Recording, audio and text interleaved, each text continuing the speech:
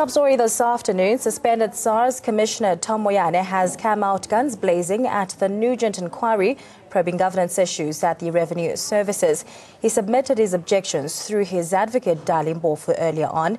Moyane is accusing the Commission of being biased and of gross unfairness. Moyane says although the investigation includes her leadership at Sars, he wasn't invited to give evidence. He's also accusing witnesses of lying. He says the biggest lie of all is the denial of the existence of a rogue unit, which he says existed under Public Enterprises Minister Pravin Gordhan's watch at the tax collecting agency. President Cyril Ramaphosa didn't escape Moyane's wrath. He says the president suspended him after throwing a fit over VAT payments to linked to Gupta companies. Judge Robert Nugent has meanwhile rejected Moyane's assertions that the commission is unfair and biased. Well, at the moment, let's cross over live to Pretoria and have a listen as the talks continue. You can't simply say, well, you are the most, you are this special being. We accept his credentials, but we're simply saying, despite those credentials, he can't act in his own cause, so to speak. And we use that word broadly speaking, simply to suggest that he has revealed to you more or less about his relationship than the history will show at the appropriate stage.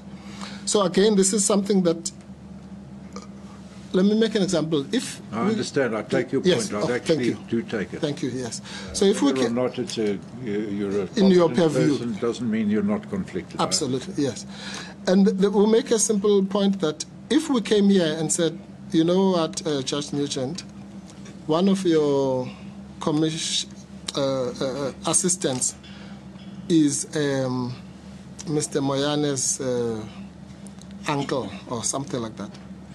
And therefore, they will not be able to put an impartial mind to this. Surely, your response cannot be, it's got nothing to do with me. Because those people are your assistants. It's up to you to decide whether you want to be assisted by a tainted person or not. Yes, of course, the person was appointed by the president, and the president might have to answer for his... the conflict, by the way, is not with you, it's with the president. But the point is that on a limited basis, it's your baby, I'm sorry, because you are the person who will sitting with that panel. You are entitled to say, I will not have a panel of assistants or evidence leaders or anybody who is compromised in the issues. Again, I'm saying assume for a minute that he is, which he might not be. So it's a conceptual fine line which must be appreciated. So it does have something to do with you, I'm afraid. And obviously you'll pronounce one way or the other.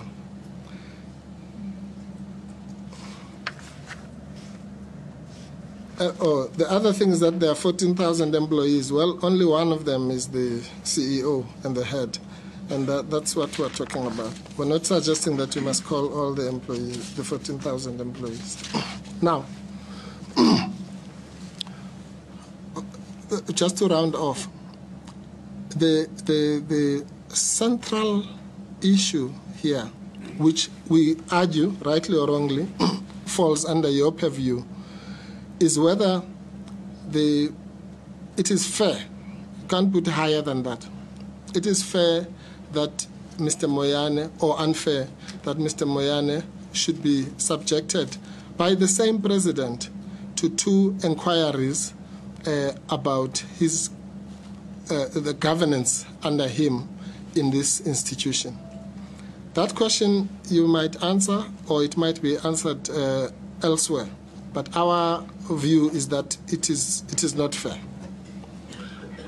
The second one is whether it is fair or not that statements must be made in the absence of Mr. Moyane without his right to rebut those statements at the time, not sometime in the future. Whether it's November or October, it doesn't matter. The point is, do we have a right instantaneously to rebut some of the lies that have been told here? Or should we wait, excuse me, on the assumption that other South Africans do read newspapers and don't grow vegetables in their spare time. Should we wait until that damage is done, and the complaint should only be raised at that stage? Again, you might have a view on that, or you might not. But the reason why we ask you for a ruling is so that if and when we complain to the president, as you correctly suggest, about some of the issues, or anywhere else for that matter, we don't want someone to say, you should have raised that with the commission, or you should have raised that with Judge Nugent. That's what we're doing now. We're raising it here. We'll get a ruling. A ruling doesn't have to be articulated. For example, if you say you must not continue, if you continue, that's a ruling, clearly, because it would mean you have adopted a particular attitude. So that's really all we're doing this morning. We don't want to fight with you. We don't want, there's no need for being defensive or for tempers to rise. We're all doing what we can under the circumstances. And it's certainly not about you or anybody else that is who's being attacked by us. And the right of rebuttal, when I was your junior, I'm quite sure you would have appreciated that the right of rebuttal must be exercised at the time, not at some postponed date.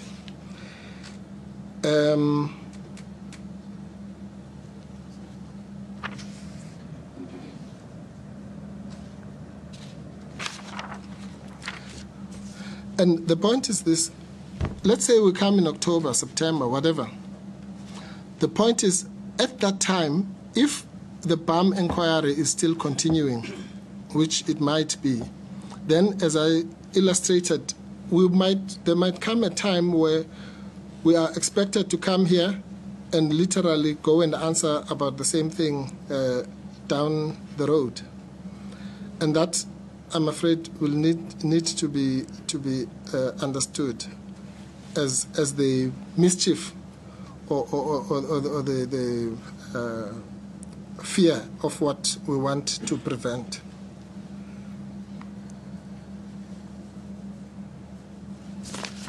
Right. So I've addressed the question of the short notice, and I've also addressed your concerns about or rather your issues about Professor Katz. If I can just look through my notes.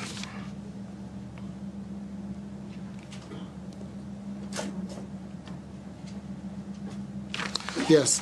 Oh, I've also said that, yeah, we don't accept your statement that your hands are tied in these matters with the example that I've just made. But if that's your ruling, that's your ruling.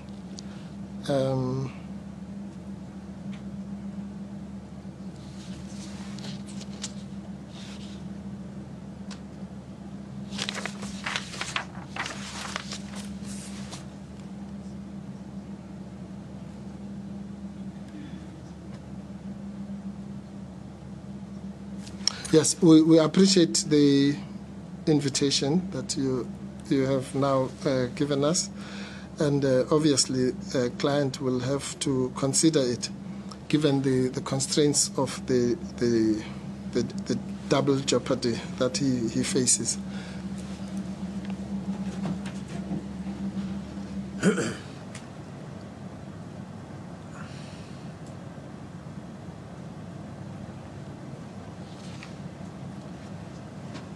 And yes, I'm reminded simply to say that the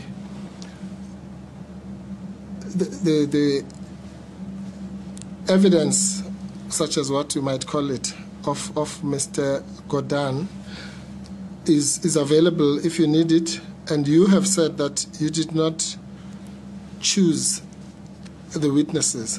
It's witnesses who are covered by the terms of reference. And we would like to ask you which terms of reference cover Mr. Godin, because he's the Minister of Public Enterprises. And quite frankly, he has no reason to be a busybody when the public enterprises are burning. Would you like an answer to that now? Well, I would appreciate it. Let me give it to you right now. Yes. See, in the terms of reference which I've referred to, is that we're dealing with a period of 4 years from the 1st of April 2014. Yes. And one of the questions is, why did people leave? Now, nothing happens in a vacuum. History tells you things. You've got to see things in their historical context. And what we asked from Mr. Gordhan is to understand what the position is in which people were working in April. I don't think one 2014, can... yes. April 14. I don't think one can understand people's explanation of why they left unless one understands why they were there in the first place. Yeah. And that's the reason. No, as simple as that. It's to establish historically so that one could go beyond that and then say, well, that was how they saw things in April. That was the system at the time. And when they say, look, I left because of the change of system or whatever, one understands then to what extent the system change led them to leave, or to what extent were they coerced to leave. What was the reason for them leaving? We can see that properly, only in its historical context. Yes. So that's the reasoning. No, thank you. Well, it isn't. Thank you. No, we understand that. But our gripe really is quite simple. It's all very well to know the history, which everyone must know the history. But this commission, we thought, is about the present. In other words, you can trace the history, but your core business, according to the terms of reference, is the period between 2014 and 2019. 2018. 2018, yes. At which time, I'm sorry, I'm thinking about the full term of Mr. Moyane, so that when he comes back, he knows when he must finish. 2019. No, no. We appreciate that point, but our repose is very simple. The core issue is about Mr. Moyane. So before anybody goes and asks Mr. Gordhan to do a 140-page presentation, maybe the same invitation should have been extended to Mr. Moyane, who actually was the Sars commissioner. Sorry, I didn't ask him for a 140-page presentation. We asked him to come and give evidence to explain what structure he set up. If he arrives with a presentation and he wants to give it, well, that's what he chose. He wasn't asked to present 140 pages. Yes. No, but the point is Mr. Moyane was not asked to present even one page or anything. Yes. I understand that that's, point. That's the point we're making. And so it's look, I think that it's the unfairness of the situation speak for itself. It's either it is appreciated or it's not appreciated. We have made our submissions. I appreciate that you will come back to us in due course. I can understand that you have other things to do. And by the way, my attorney, when he said he's got other matters, he was not referring to me. He was simply saying that yes, he can't be expected to work on a 24-hour cycle for something so important. So, in his defense, it was not about availability of counsel. So, what are we saying? We would like you to then give us a response, formal or otherwise, at some stage, and we will consider our options at that stage. But we note the invitation. Thank you, Mr. Mpofu. Thank you very much. I will give you a ruling on Monday at 2 o'clock. 2 o'clock. Thank you very much. I just want to inform you that we have the witness we want to call today and listen to.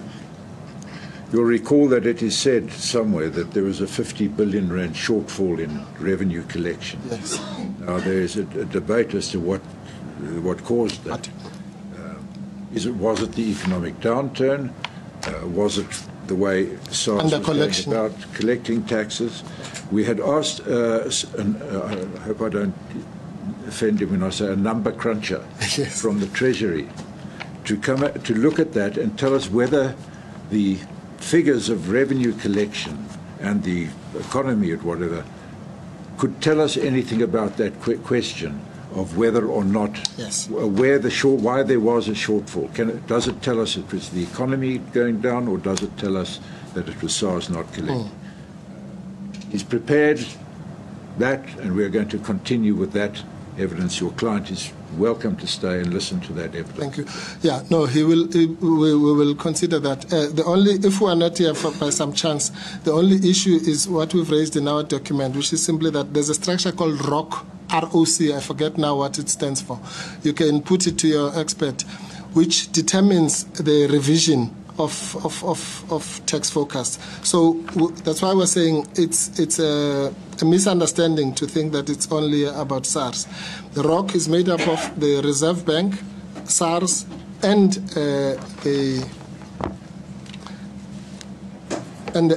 Treasury. Oh, here's the name. It's a Revenue Analysis Committee. The Revenue Analysis Committee. Just tell me what I should alert him to on that. Yes, that whether he can confirm that revenue and it's called the Revenue Analysis Committee. The Revenue Analysis Committee. Committee, yes, and Working Committee, Revenue Analysis Working Committee. Yes. Okay. Oh, I see. That's why it's called ROC, R-A-W-C, and. What it does is, from time to time, because these forecasts are made, it looks into the economic performance, and then between the Treasury and the Reserve Bank and the SARS, it is then said, look, we either overestimated the performance of the economy, and therefore we must revise the forecast, and that is now what is called an undercollection. So you change the forecast. And the point that we have made in the document is that a similar thing happened in the case of Mr. Godin, where the undercollection was 60 billion, maybe 6-7 years ago. So you can imagine by today's terms, 60 billion would be maybe 70, 80 billion. So this thing about the 50 billion is completely misunderstood. Secondly, we say that Mr. Moyane, having collected you'll hear, I'm sure, in due course that if there's anything about him, he's the trillion rand man, because for the first time this country collected a trillion rand, which is something that has never happened since 1652. And so it's very important to see it in perspective. This year alone, he actually achieved 100%. Mathematically speaking, collection. Yes, he collected 1.2 trillion and ran short of 700 million, I think, which is 99.9. So I will alert the man to this and whether he's taken that into account. Yes, thank you very much. Thank you. Otherwise, we are prepared later to give more light. What is the time, Slanda? 12:20. I'm going to suggest, and I hope your witness won't mind, that we leave it for an hour and start at 1:30, if you don't mind. I'll talk to him, and no, we're going to start at 1:30. Judge Newton, I wanted to say, now can I have a cup of tea? Thank you very much. I'm sure they'll give you one outside. Thank you. It's taxpayers' expense.